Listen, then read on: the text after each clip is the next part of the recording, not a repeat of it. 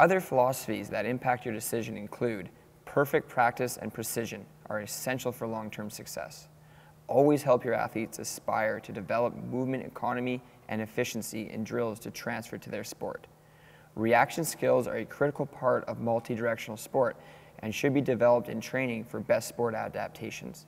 Finally, teach athletes to move well in confined spaces so that they can develop the best one-on-one defensive and offensive skills for success. When choosing athletic movement drills and progressions, use these guidelines. The foundations of lightning-fast speed is the development of movement patterns. Teach athletes to stop before you teach them to go in order to build strong deceleration strategies to reduce injury risk. Activate the neuromuscular system to connect mind to muscle and increase the firing rate of muscle activation for speed. Use well-designed plyometric drills to bridge the gap between strength and speed and learn about coupling time. Teach athletes simple rapid-fire drills to help them learn what quickness feels like. Enhance internal reactivity by teaching the neuromuscular system to fire at a faster rate through drill progression. Speed is a learned skill.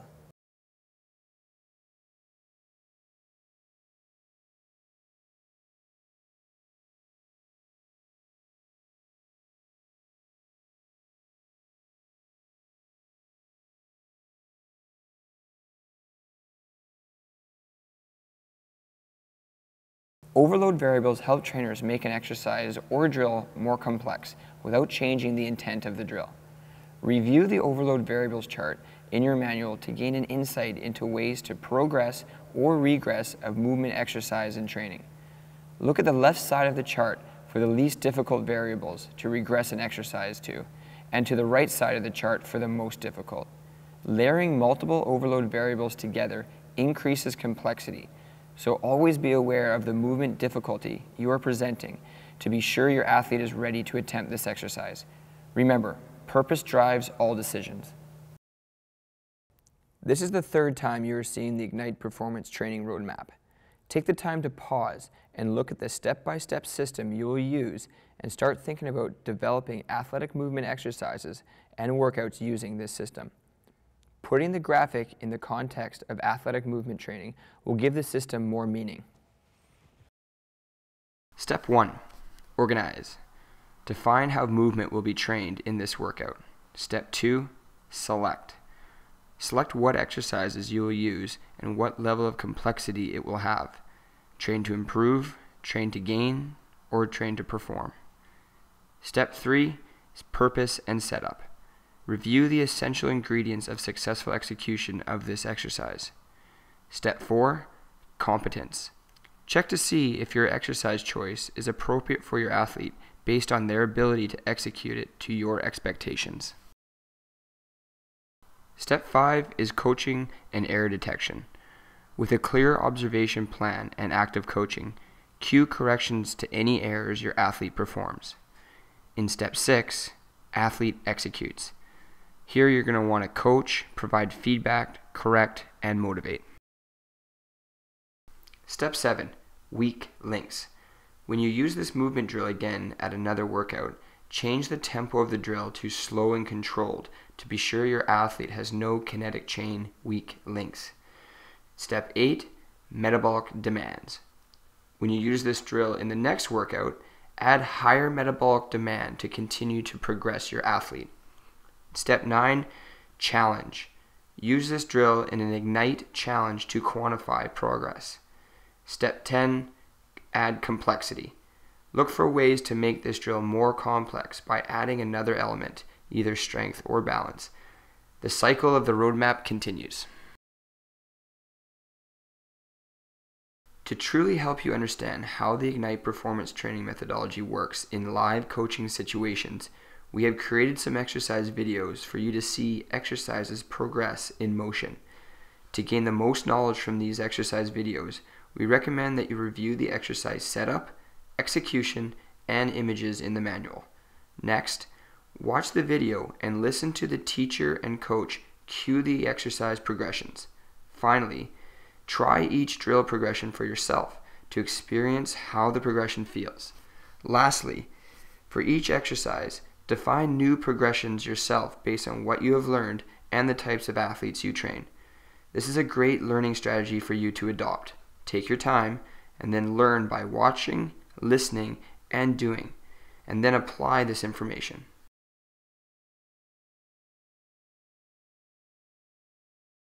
You have now successfully completed your study of the third and final element in the Ignite Performance Training, athletic movement. Before we move on to program design, take a moment to reflect on how you will apply this new training methodology to your current training plans. Create an action strategy for yourself to be sure you get started using these new concepts and progression methods immediately. Remember, action is where results happen. Using the Ignite Performance Training Roadmap along with the progression pyramid, the pieces are all in place to begin to design athlete training plans with purpose. The performance training cycle begins with the I360 athlete evaluation, which drives Ignite performance training plans. The Ignite challenge philosophy is also a critical part of your short and long-term plans. Stage 1 of program design begins with interpreting your athlete's I360 evaluation scores. In Stage 2, you identify training priorities by choosing specific components of the athletic engine that should be improved for best performance gains. In Stage 3, you will communicate your plans with the sport coach, athlete, and their parents if appropriate. In Stage 4, you set the framework for your season plan by listing your athlete's characteristics such as age, training experience, and sport experience. In Stage 5, you review the sport demands to prioritize the needs of your athlete. Spend some time studying sport-specific training information and perform a sport analysis to truly understand how to create a sport-specific training plan. In Stage 6, you review the seasonal demands of the sport to understand when to transition training priorities. Stage 7 is when you apply the Ignite Performance Training Roadmap for each of the elements. In Stage 8, you begin to design the periodization model now that you've collected all the necessary information needed to design a plan with purpose. Take some time to complete the program design reflection in your workbook to ensure that you have captured all your planning action strategies. Over the past 20 years, how athletes prepare for training and for games has changed significantly. A well-designed dynamic warm-up prepares athletes by focusing on these 6 major components. Make sure to read these 6 components. To achieve the physiological and psychological benefits of an active dynamic warm-up, be sure to include these components, ideally in the order in which they are listed here. Here's a summary of the most important aspects of Section 6. Ignite Performance Training has great value for youth, competitive, and adult athletes. The Ignite Performance Training Roadmap is a systematic programming tool that ensures progression. Each element has its own unique principles, guidelines, and overload variables to consider when building that segment of the workout.